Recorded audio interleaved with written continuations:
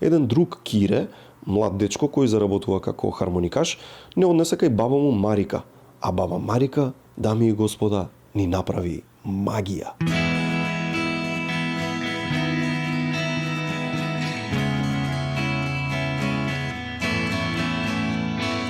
Има 78 години, а знае да прави зелник од 15.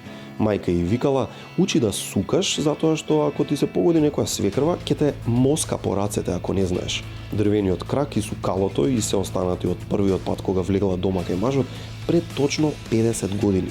За оваа фантастична гозба, за овој зелник, се замисува тесто како за леп и се остава да нарасне.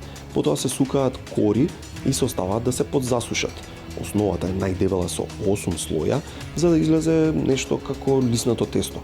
Врз неа, една по една, се редат кори подмачкани со зејтин и урда внатре. На средината се остава еден празен простор кој баба Марика го наполни со прас и зеле, па го покри со уште еден слој тесто, како капаче нешто. Жаре рече зелник и би топ зелник.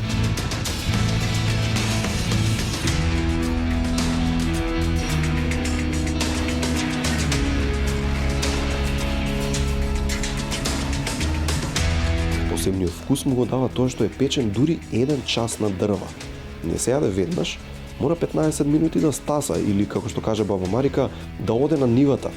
А додека зелник оде на нивата, пак рачија. Домашна сливова мастика од 52 степени. Англичаните ја користат за чистење стакло, но пекчево е стил на живот. Колку ни треба приспособување на тој стил, покажува самата реакција на Мечо при првото вкусување на мастиката. Еве, гледате го. Така е? Ја се чудам. Сок, вода. Вода те мол. Водна. Сега. Мол. Сорев ни вече. Да, знаеме, не сме баш некои мажишта. А ти беше едно време тешкаш, бе. Бев тешкаш, после ово.